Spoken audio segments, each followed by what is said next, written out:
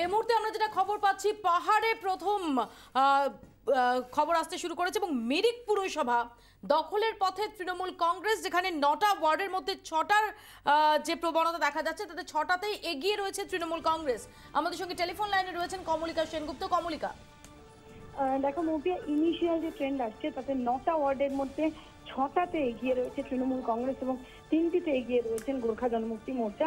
অবশ্যই যেরকম সকালে আলোচনা হচ্ছিল, এই ট্রেন্ড যদি থাকে, 10টা টেবিলে কাউন্টিং হচ্ছে, 2টো টেবিলের কাউন্টিং, এই ট্রেন্ড দিচ্ছে, এই ট্রেন্ড যদি থাকে তাহলে এটা কিন্তু ইতিহাস। মিরিক পুরসভা দখলের পথে তৃণমূল কংগ্রেস, যদি এই ট্রেন্ড থাকে, অন্য টেবিলের কাউন্টিং হওয়ার পর আর কিছুক্ষণের মধ্যেই বোঝা যাবে যে গোটা ট্রেন্ডটা কি। কিন্তু ইনিশিয়াল ট্রেন্ড বলছে 6টা ওয়ার্ডে কিন্তু তৃণমূল কংগ্রেস এগিয়ে। ধন্যবাদ কমলিকা সেনগুপ্ত আমাদের সঙ্গে এতক্ষণ টেলিফোনে কথা বললেন। আপনাদের আরো একবার জানিয়ে রাখি, মিরিকের 9টা ওয়ার্ডের মধ্যে 6টাতেই এগিয়ে রয়েছে তৃণমূল কংগ্রেস, অর্থাৎ একটা ঐতিহাসিক ফলাফলের দিকে যাচ্ছে গোটা পরিস্থিতি। গত 4 দশকে এই প্রথম কোনো মেনস্ট্রিম রাজনৈতিক দল তারা তাদের যে অস্তিত্ব সেটাকে এস্টাবলিশ করতে চলেছেন পাহাড়ে, এবং সেখানে মিরিক পুরসভা দখলের পথে অনেকটাই এগিয়ে গেছে তৃণমূল কংগ্রেস। ডোমকলের প্রবণতা আসতে শুরু করেছে, যেখানে 18টা ওয়ার্ডেই এগিয়ে রয়েছে তৃণমূল কংগ্রেস। সোমা মাইতি আমাদের সঙ্গে টেলিফোন লাইনে রয়েছেন। সোমা, মৌপিয়া, প্রাথমিক প্রবণতা যেটা এসে পৌঁছেছে যে প্রথম রাউন্ডের শেষে প্রায় 25টা ওয়ার্ডের মধ্যে 18টিতে এগিয়ে রয়েছে তৃণমূল কংগ্রেস এবং ইতিমধ্যেই এই খবর ছড়িয়ে পড়ার সাথে সাথে বাইরে কর্মী সমর্থকদের মধ্যে রীতিমতো একটা উল্লাসের সুর দেখা যাচ্ছে এবং কিছুক্ষণের মধ্যেই আমরা দ্বিতীয় রাউন্ডের ফলাফল পাবো। ধন্যবাদ সোমা, তোমাদের কাছ থেকে এই সংক্রান্ত তথ্য আমরা নিতে থাকবো। আপনাদের আরো একবার জানিয়ে রাখি, প্রত্যেকটা মুহূর্তের আপডেট জানতে আপনারা চোখ রাখুন 24 ঘন্টার পর্দায়। ইতিমধ্যে খুব ইন্টারেস্টিং প্রবণতা আসতে শুরু করে দিয়েছে। আমি বিজন বাবুর কাছে আসবো, যে ডোমকলে নাকি অধীর চৌধুরীর লোকজন তারা গিয়ে সন্ত্রাস চালিয়েছিলেন, এই অভিযোগ সৌমিক হোসেন করেছেন, এই অভিযোগ অনুব্রত মণ্ডল করেছেন। 18টা ওয়ার্ডের ফলাফলের প্রবণতা সামনে আসছে, 18টাতে এগিয়ে রয়েছে তৃণমূল কংগ্রেস।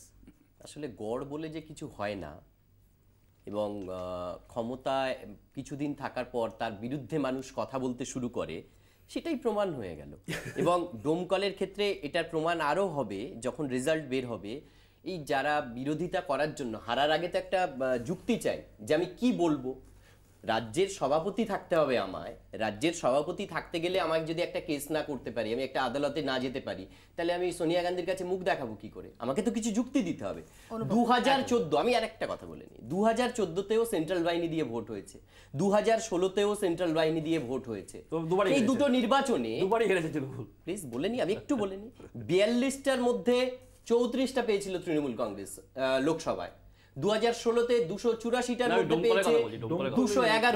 রায়গঞ্জে হেরেছে, ডোমকলে হেরেছে। এই সত্যটা সবটা শুনে নাও যে এতগুলো আসনের মধ্যে এই আসন পেয়েছিল। অনেকেই তখন বলেছিল, অনেকেই বলতে শুরু করেছিল জোটের নাকি মুখ্যমন্ত্রী হচ্ছে। আমি জানি না 2016 জোটের মুখ্যমন্ত্রী আজকে কোথায় গেছে। না, কিন্তু এইখানেই হচ্ছে আমার বক্তব্য যে তৃণমূলের এত রাজনৈতিক সমর্থন, 2016তে মমতা বন্দ্যোপাধ্যায় বিপুল ভোটে জিতেছেন, এটা তো কেউ অস্বীকার করতে পারবে না। একটা ওয়ার্ড পুরসভায় বিরোধী আছে, সেটাও থাকতে দেওয়া যাবে না। একটা কোনো গ্রাম পঞ্চায়েতে কোনো বিরোধী করেছে, তাকেও হচ্ছে ধরতে হবে। এই যে বিরোধী শূন্য করার মানসিকতা, এটা যে গণতন্ত্রের, এবং এখানেই হচ্ছে তৃণমূলের রাজনীতি, যে তৃণমূলের রাজনীতি হচ্ছে এইটা যে বিরোধীদের কথা বলতে দেবে না। তৃণমূলের রাজনীতি ভাবুন, কে কত ভোটে জিতলো, কে কত ভোটে জিতলো, এতে ডিপেন্ড করে কে কত বড় মমতা ব্যানার্জির কাছে যাবে। ফলে বাকিদেরকে মেরে ধরে ভোট করানোটা তৃণমূলের মানে অর্গানাইজেশনাল লজিকের মধ্যে ঢুকে গেছে। একটু বলে দিই না, বিজন বাবুর কথা আমি কিছু মনে করি না, কারণ বিজন বাবুর কথা আমি এবং আমার পরিচিত যারা আছে মজা পায়, খুব একটা ভালো বলেন উনি। কিন্তু যেটা হচ্ছে যে এই যে অধীরবাবু সম্বন্ধে বললেন, মুর্শিদাবাদ সম্বন্ধে বললেন, গড় সম্বন্ধে বললেন, অবশ্যই মুর্শিদাবাদ গড় ছিল। কখন ছিল? যখন গণতন্ত্রটা ছিল। আজকে 20 বছরের অধিক সময়, 26 বছর ধরে একটা লোক মুর্শিদাবাদে রাষ্ট্রশক্তির বিরুদ্ধে, পেশি শক্তির বিরুদ্ধে, শাসকের বিরুদ্ধে 91 সালে হেরে গেছেন, 96 সালে কলকাতায় বসে জিতেছেন, শুধু ক্যাসেট ঘুরে বেরিয়েছিল নবগ্রামে। সেখান থেকে আজকে পুরসভা, জেলা পরিষদ, পঞ্চায়েত নিজে আমি জাস্ট একটা ইনফরমেশন দিয়ে দিই, আপনাদের আগেই জানিয়েছিলাম যে 6টি মিরিকে 6টি ওয়ার্ডে এগিয়ে ছিল তৃণমূল কংগ্রেস। এটা জানা যাচ্ছে 2, 5, 7, 8, 9 এই 3টি, মাফ করবেন, এই 5টি ওয়ার্ডে জয়ী হয়েছে তৃণমূল কংগ্রেস। অর্থাৎ 9 ওয়ার্ডের যে মিরিক পুরসভা তাতে ইতিমধ্যেই সংখ্যাগরিষ্ঠতা অর্জন করলো তৃণমূল কংগ্রেস, এবং পাহাড়ে এই প্রথম তৃণমূল কংগ্রেস পা রাখলো। শুধু তাই নয়, গত 4 দশকে এই প্রথম কোনো মেনস্ট্রিম রাজনৈতিক দল তাদের অস্তিত্ব প্রতিষ্ঠা করলো পাহাড়ে। অত্যন্ত ইন্টারেস্টিং। কমলিকা সেনগুপ্ত আমাদের সঙ্গে টেলিফোন লাইনে রয়েছেন। কমলিকা, মপিয়া, যেটা জানা যাচ্ছে 2, 3, 5, 7, 8, 9 এই 6টা ওয়ার্ডে তৃণমূল কংগ্রেস জয় হয়েছে এবং বাদ বাকি 3টে ওয়ার্ডে গোর্খা জনমুক্তি মোর্চা জয় হয়েছে।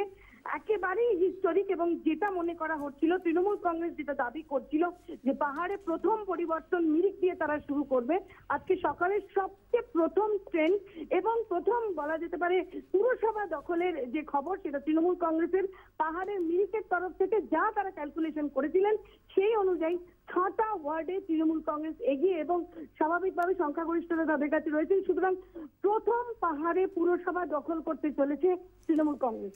কমলিকা, ধন্যবাদ। কমলিকা সেনগুপ্ত আমাদের সঙ্গে টেলিফোনে কথা বলেন। আমি অমুজ মহান্তির কাছে এখানেই আসবো যে আপনারা দার্জিলিং থেকে পরপর 2বার সাংসদ পেয়েছেন গোর্খা জনমুক্তি মোর্চার সমর্থনে, এবারও আপনারা গোর্খা জনমুক্তি মোর্চার সঙ্গেই রয়েছেন, কিন্তু Trinamool Congress mainstream political party হিসেবে বলা যেতে পারে যে নিজেদের ক্ষমতায়, ঠিকই জিএনএলএফ এর সাপোর্ট নিয়েছে, কিন্তু নিজেদের ক্ষমতায় তাদের অস্তিত্ব এস্টাবলিশ করলো, তাদের ক্ষমতা এস্টাবলিশ করলো গত 4 দশকেই প্রথম, যেটা আপনারা পেরে উঠলেন না গোর্খা জনমুক্তি মোর্চার সমর্থন সত্ত্বেও। তাতে তো মানে কি বলবো, তাতে তো কৃতিত্ব দিতেই হবে টিএমসি কে যদি ঠিকঠাক ভোট হয়ে থাকে। আমরা বলতে চাই পাহাড়ের ভোট নিয়ে তো কোনো অভিযোগ ওঠেনি। আমি বলি মাঝখানে না, যে গণতান্ত্রিক প্রসেস, একটা প্রসেস বলে ব্যাপার আছে, তো সেই প্রসেসটাকে না আমরা প্রশ্ন করছি। এক জায়গায় দেখলাম লুট হলো, দেখছি লুট হচ্ছে, আর এক জায়গায় দেখলাম সত্যি সত্যি যদি ভোট হয়ে থাকে, আমরা তো চাই সত্যি সত্যি ভোট হোক, তাহলে দুটোকে কি বলবো, এটা এই রেজাল্ট এর সাথে মিশিয়ে দেবো, ওর রেজাল্ট ওর সাথে মিশিয়ে দেবো, তার তো মানে হয় না, কোনো মানেই হয় না। সুতরাং মিরিকে ঠিকঠাক ভোটে যদি টিএমসি জিতে থাকে, তাহলে আমরা নিশ্চয়ই কংগ্রাচুলেশন জানাবো, আপত্তির কিছু নেই। আর বিজেপি আগে জিতেছে বা গোর্খা জনমুক্তি মোর্চার সাথে জোট করে জিতেছে, তার মানে জিততেই থাকবে, সেটাও তো বলছি না আমরা। পরিবর্তন এসেছে না, কিন্তু তাৎপর্যপূর্ণ হচ্ছে যে পাহাড়ের রাজনীতিটা সেখানে একটা অন্য খাতে বইতো, না আমি বলি অন্য খাতে বইতো। সেখানে আমরা গত কয়েক বছর ধরে যে অ্যাক্টিভিটিস গুলো দেখেছি, একদিকে প্রশাসনিক অ্যাক্টিভিটি, একদিকে পলিটিক্যাল অ্যাক্টিভিটি, মুখ্যমন্ত্রী নিজে সেখানে বারবার গেছেন। সেটা বলি আপনাকে, 3টে ফ্যাক্টর কাজ করেছে। পাস্টের যে ডিপ্রাইভেশন, বঞ্চনা, সেটা ওদের মধ্যে একটা ঢুকে বসে আছে। সেকেন্ড একটা ফ্যাক্টর হচ্ছে ইন্ডিপেন্ডেন্স, গোর্খা ইন্ডিপেন্ডেন্স চাই, সেই ফ্যাক্টরটা একটা কাজ করে। থার্ড, যে একেবারেই যে কিছু কাজ হয়নি তা তো নয়, মমতা ব্যানার্জি চেষ্টা করছেন কিছু কাজ। আমি আসবো, ইতিমধ্যে আমি একটা খবর পাচ্ছি, এই তিনটে জিনিসের রায়গঞ্জ, যে সেখানে রায়গঞ্জ পুরসভা দখলের পথে হাঁটছে তৃণমূল কংগ্রেস। 12টি ওয়ার্ডে জয়ী হয়েছে তৃণমূল কংগ্রেস, একটিতে জয়ী হয়েছে কংগ্রেস, একটিতে জয়ী হয়েছে বিজেপি। উজ্জ্বল মুখার্জি আমাদের সঙ্গে রয়েছেন। উজ্জ্বল, দেখো মপিয়া, যেটা আমরা সকাল থেকেই বলছিলাম, যেখানে একমাত্র চিন্তার জায়গা ছিল সেটা হচ্ছে যে শাসক দলের কাছে যে তারা কটা আসন পাবে। কারণ 27টার মধ্যে এখনো পর্যন্ত যা ট্রেন আমরা 16টার মতন দেখতে পাচ্ছি, তাতে একটা বিজেপি এবং একটা কংগ্রেস বাদ দিয়ে বাকি আসনগুলোতে কিন্তু সবকটাতেই প্রায় 12টাতে টিএমসি জয়ী হয়েছে, 3টেতে এগিয়ে রয়েছে। কিন্তু যেটা খুব লক্ষণীয়, যেটা ইতিমধ্যেই আলোচনা হচ্ছে, যে ভোটের ফল তাতে কিন্তু দেখা যাচ্ছে ম্যাক্সিমাম 500, 600, 650 মতন কিন্তু লিড রয়েছে।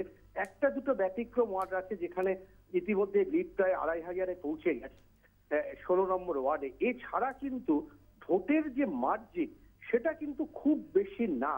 অর্থাৎ অনেকেই বিরোধী শিবিরের দাবি যে যতক্ষণ পর্যন্ত ভোট হয়েছে বলে তারা মনে করছেন বেলা 10টা, 10:30, 11টা পর্যন্ত, সেই পর্যন্ত কিন্তু ভোটের ট্রেন্ড বা পরবর্তী ক্ষেত্রে না হলে মার্জিন যেখানে পৌঁছানো উচিত ছিল, টিএমসি নেতাদের বক্তব্য মার্জিন কিন্তু এখনো পর্যন্ত সেখানে পৌঁছচ্ছে না। তবে এটা বলা যেতেই পারে। ধন্যবাদ উজ্জ্বল মুখার্জি আমাদের সঙ্গে এতক্ষণ টেলিফোনে কথা বলেন। আমি অনুপম বাবুর কাছে আসবো যে রায়গঞ্জ, সেই রায়গঞ্জ পুরসভা তৃণমূল কংগ্রেস দখলের পথে হাঁটছে।